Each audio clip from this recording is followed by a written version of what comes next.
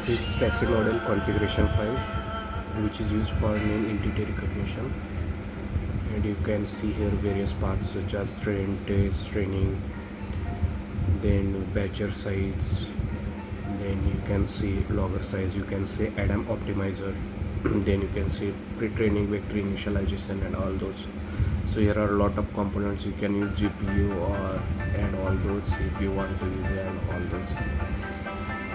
So I am updating all those details in my channel.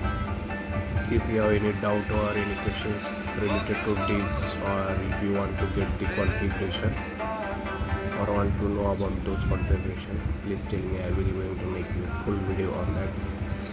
And instead of traditional deep learning methods, here through the config file we can call all those parameters, and through that we can update our model easily. So that's our thing.